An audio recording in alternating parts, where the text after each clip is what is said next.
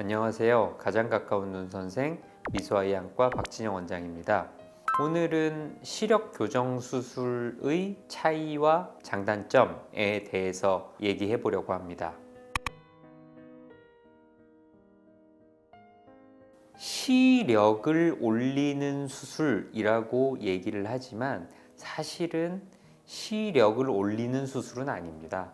근시가 있는 사람을 근시를 없애서 그 사람이 안경 낀 원래 자기 시력을 보게 해주는 거지 그 사람의 시력을 올려주는 수술은 아니다. 정확한 명칭은 각막 굴절 교정술 내지는 굴절 교정술, 이런 것들이 정확한 명칭이라고 말씀드릴 수 있습니다.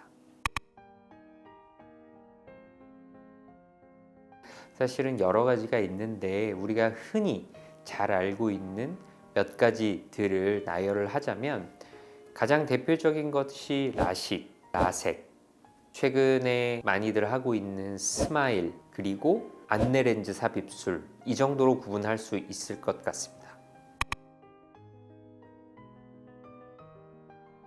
라식은 올해 전통적인 방법으로 절편이라는 걸 만들어서 절편을 열고 엑시머 레이저라는 레이저를 이용해서 각막을 교정하고 다시 절편을 덮어주는 수술, 이것을 라식이라고 하고, 라섹은 절편을 만들지 않고 각막 상피세포를 여러 가지 방법으로 제거한 후에 엑시머 레이저를 이용해서 각막을 교정하고 그 벗겨진 상피세포 부분은 스스로 차서 들어오도록 하는 수술입니다.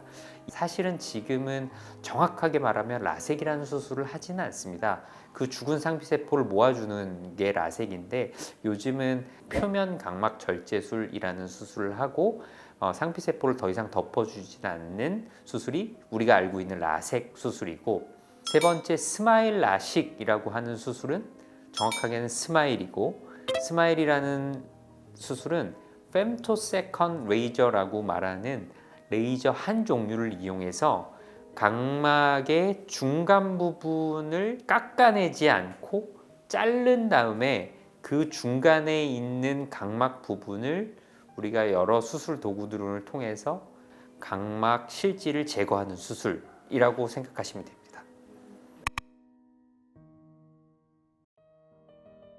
솔직하게 안과 의사로서 말씀드리면 지금은 스마일 수술이 가장 좋은 수술로 알려져 있고 환자분들은 많이 생각을 하시지만, 사실은 절대로 좋은 것, 절대로 나쁜 것이 있다고 말할 수는 없습니다. 제가 이런 표현을 많이 쓰는데요. 전체 각막 굴절 교정 수술을 받을 수 있는 사람이 이만큼 있다면 그 중에서 라식을 받을 수 있는 사람은 요 정도, 일부 사람만 라식을 받을 수 있습니다.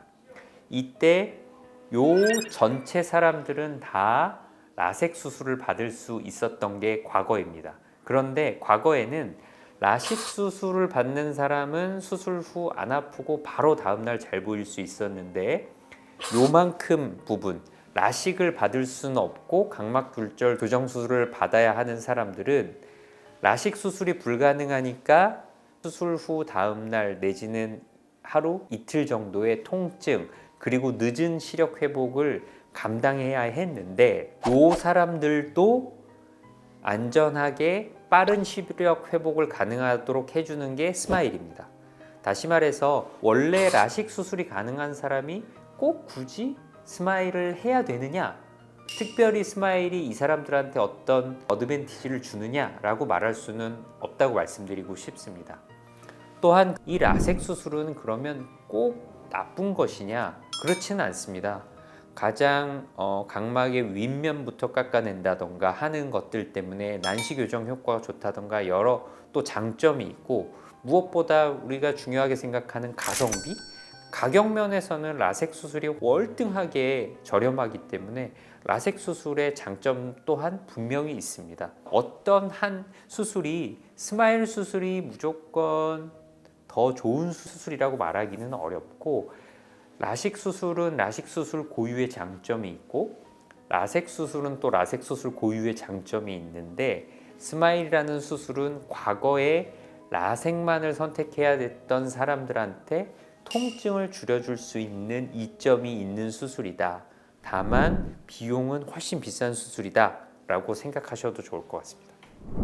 오늘은 시력 교정 수술의 종류와 그 차이에 대하여 알아보았습니다. 추가로 궁금하시거나 질문 있으신 부분은 댓글에 문의 남겨주십시오.